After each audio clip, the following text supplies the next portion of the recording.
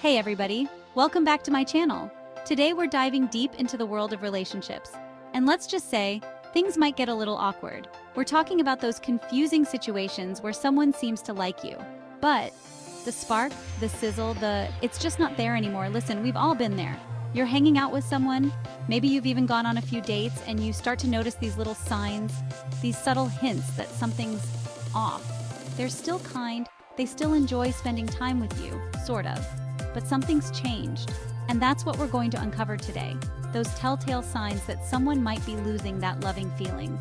Because, let's be honest, wouldn't you rather know sooner rather than later?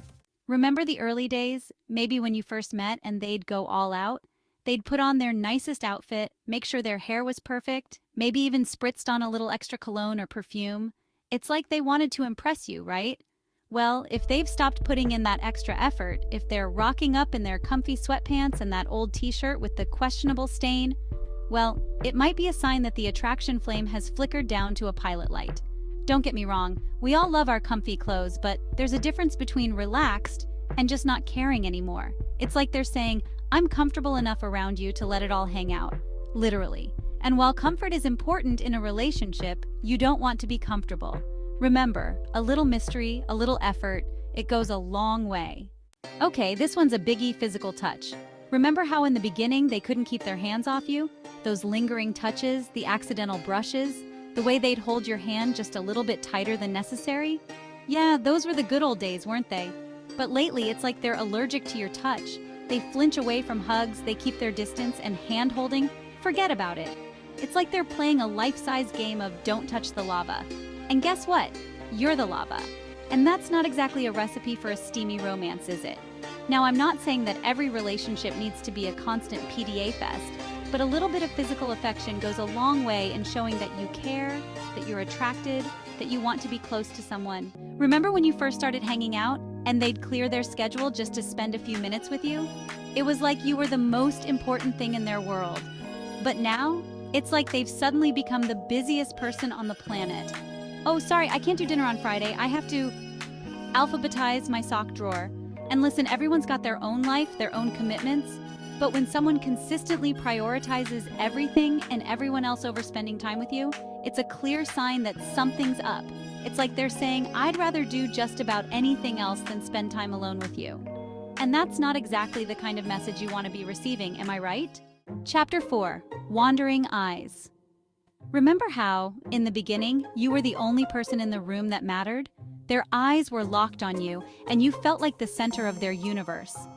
But lately, you've noticed their gaze starting to wander. They're checking out other people, their eyes lingering a little too long on that attractive stranger across the street. And it's not just their eyes either. They're more interested in talking about other people too.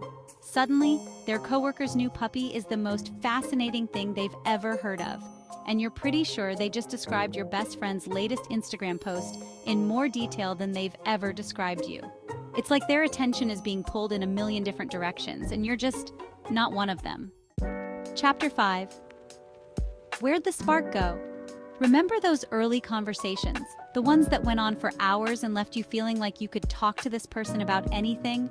The laughter, the shared jokes, the way you could just be yourselves around each other? Yeah, those were good times. But lately, your conversations have felt more like a formality than a genuine connection. The spark is gone, the banter is stale, and the most exciting topic you've discussed lately is the weather. And that's a shame because conversations are the foundation of any good relationship. It's how you connect, how you learn about each other, how you keep the spark alive. But when the conversations start to feel forced, when you're struggling to find things to talk about, it's a sign that the emotional connection might be fading. Chapter 6. Hello, Earth to their name. Remember when they used to compliment you all the time? They noticed your new haircut, your killer outfit, the way your eyes sparkle when you laugh. It's amazing how those compliments can make you feel good, seen, appreciated.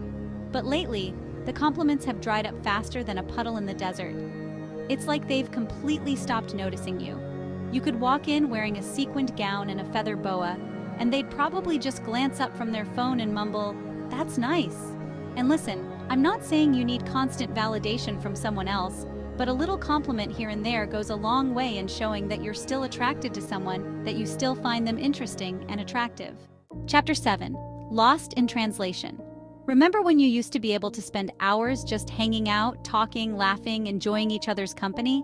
Those were the days when just being in the same room together felt electric. But lately, something's changed.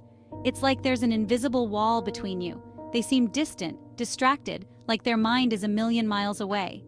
You try to engage them in conversation, but their responses are short, clipped, like they're just going through the motions. Their eyes glaze over while you're talking, and you're pretty sure they haven't heard a single word you've said. It's like they're physically present, but mentally checked out. And that's a lonely feeling, to be with someone who's not really with you. Chapter 8. The future's looking fuzzy. Remember when you used to talk about the future, dreaming up adventures together, making plans for vacations, maybe even whispering about what your kids' names might be? Those were the hopeful days, weren't they? But lately, the future has become this big, scary, unspoken thing. They avoid making plans, they change the subject when you bring up long-term goals, and the thought of even discussing where you see yourselves in a year sends them running for the hills. It's like they're subconsciously, or maybe even consciously, trying to avoid any conversations that imply a future together. And that's a big red flag, my friends. Because when someone truly sees a future with you, they're excited to talk about it, to plan for it, to dream big together. So there you have it. Those are just a few of the signs that someone might be losing that loving feeling. And trust me, I know these situations can be tough, confusing, and sometimes downright heartbreaking. But remember, you deserve to be with someone who's fully invested, who's attracted to you both inside and out, and who can't wait to spend time with you.